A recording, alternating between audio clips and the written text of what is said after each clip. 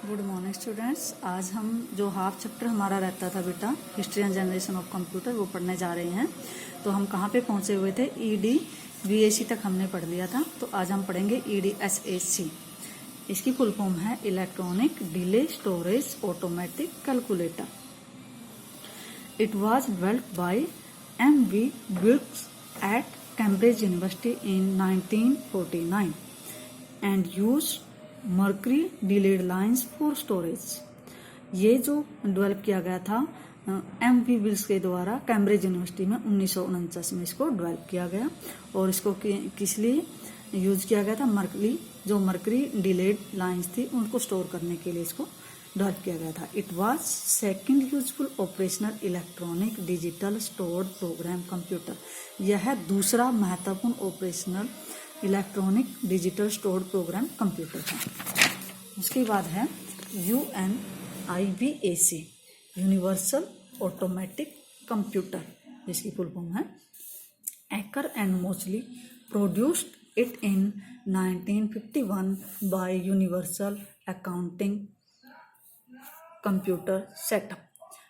जो एकर और मोचली थे उन्होंने इसको प्रस्तुत किया था 1951 में। कैसे? यूनिवर्सल अकाउंटिंग कंप्यूटर सेटअप के द्वारा। It was the first non military application computer. यह पहला नॉन मिलिट्री मतलब जिसको हम मिलिट्री में यूज नहीं कर सकते वो कंप्यूटर था।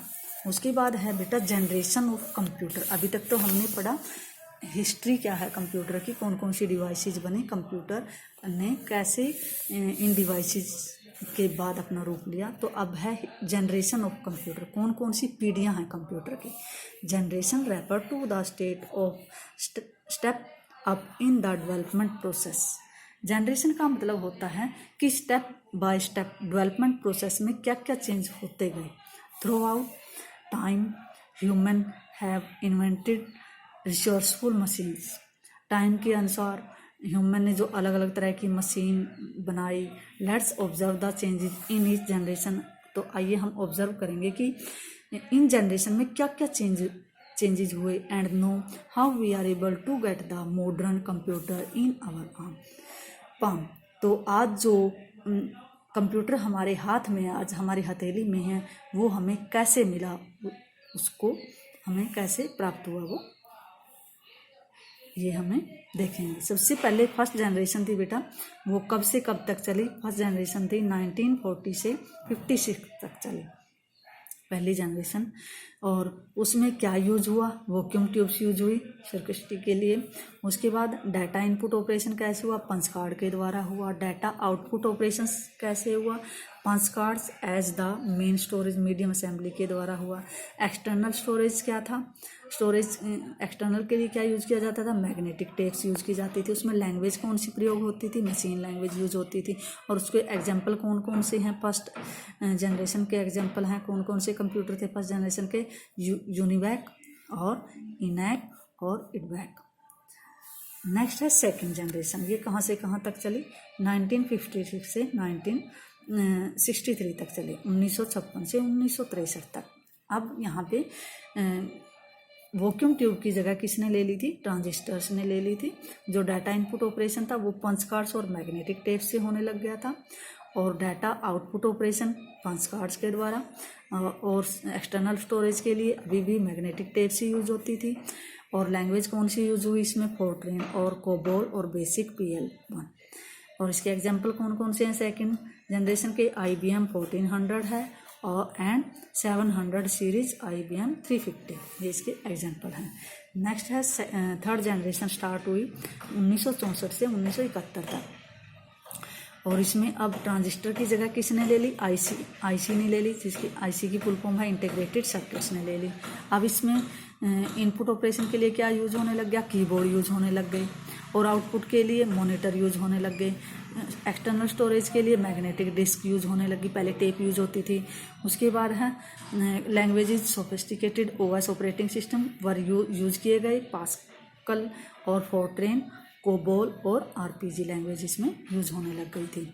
और इसके एग्जाम्पल हैं IBM सिस्टम 360, Apple I और Altair। ये इसके एग्जाम्पल हैं। नेक्स्ट जनरेशन कौन सी आई? Fourth generation. ये कहाँ से कहाँ तक चली?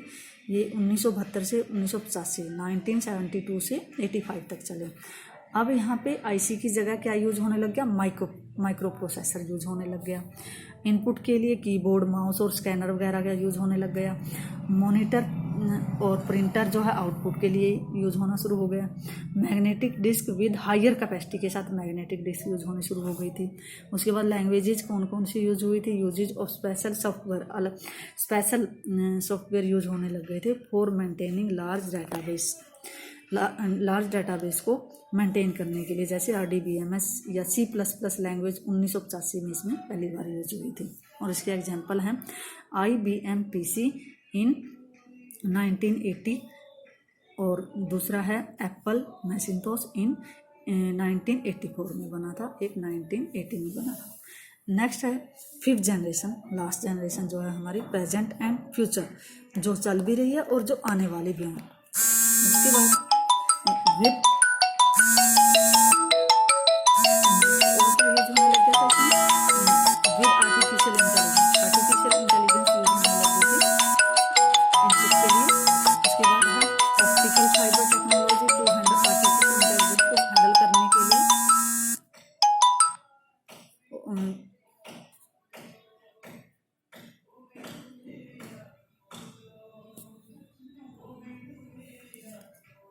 Optical fibre technology to handle artificial intelligence को हैंडल करने के लिए ऑप्टिकल फाइबर यूज होने लग गया। कैपेसिटी टू थिंक, और इसमें कैपेसिटी भी आ गई थिंक करने की। और उसके बाद है कौन कौन सी लैंग्वेजेज इसमें यूज हुई? कैन अंडरस्टैंड ह्यूमन स्पीच, हम जो बोलते हैं उसको भी समझना, रिकॉग्नाइज पहचान करना, पैटर्न लाइक फेस वगैरह को पहचानना, अदर कॉम्प्लेक्स इमेजेस को भी पहचानना। ये थी हमारी 5 जनरेशंस। तो लेसन इज कंप्लीट।